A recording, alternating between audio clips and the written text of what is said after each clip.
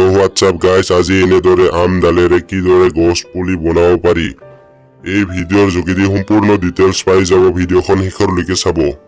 তো বন্ধুসকল, প্ৰথমতে আমি আম ডালখন এনেকুৱা দেখা টাইপৰ কাটি ল'ব লাগিব।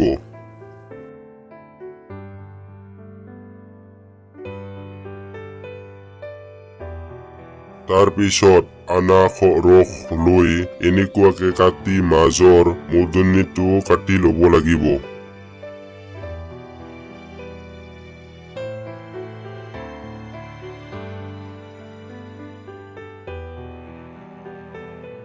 যাতে আম ডালখন আনাৰসৰ মাজত সোমাব পাৰে। তাৰ পিছত এনেকুৱাকে সোমাই দিব লাগিব ঘূৰাই ঘূৰাই।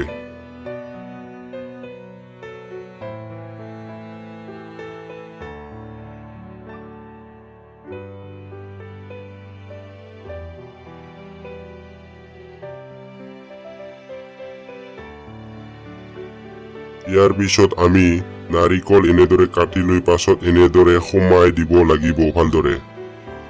নাৰিকলৰ লগত আনাৰস সোমাই দিয়াৰ লগতে মাটিবোৰো দিব লাগিব।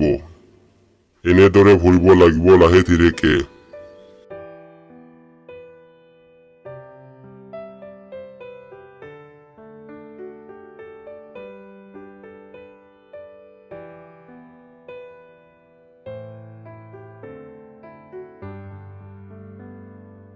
তাৰ পিছত এনেকুৱা দেখা যাব। ইয়াৰ পিছত কল পাতবোৰ কাটি লৈ কেনা এনেদৰে ঢাকি ল'ব লাগিব।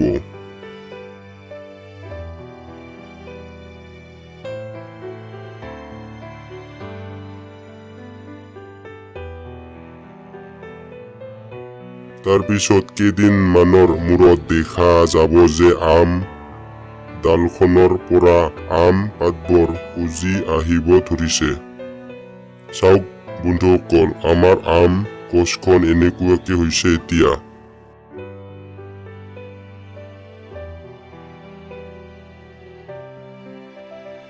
আম ডালৰ পৰা আম ফুল হৈ ফুল দিব ধৰিছে।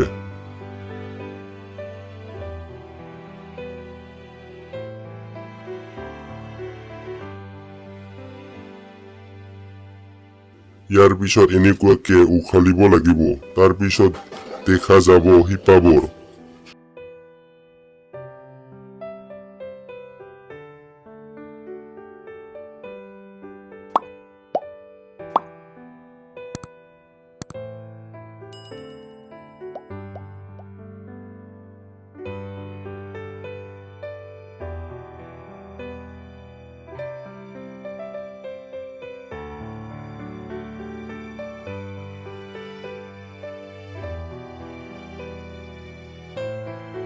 এনেকুৱাকে হৈছে। তাৰ পিছত আমৰ ডালখন এনেকুৱাকে ভালদৰে ৰাখি আমি এনেদৰে গাঁটা খুন্দিব লাগিব।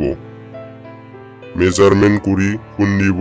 ইয়াৰ পিছত গাঁটা খুন্দা হলে এনেদৰে ভালদৰে মাটিখনত পুতি দিব লাগিব।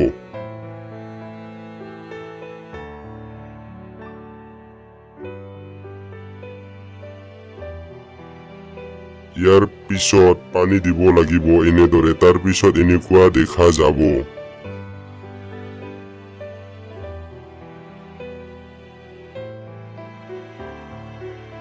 3 মাহৰ মূৰত আম ডালৰ পৰা ফুল হোৱা আমৰ পৰা আম হৈ ইমানখিনি ডাঙৰ হল এতিয়া।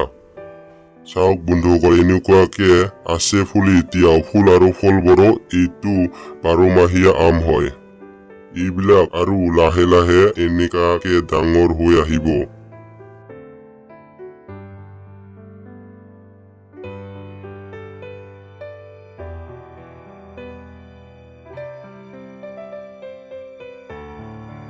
এনেকুৱাকে 5 দিনৰ মাজে মাজে ঔষধ দি থাকিব লাগিব যাতে পোকবোৰ নধৰে।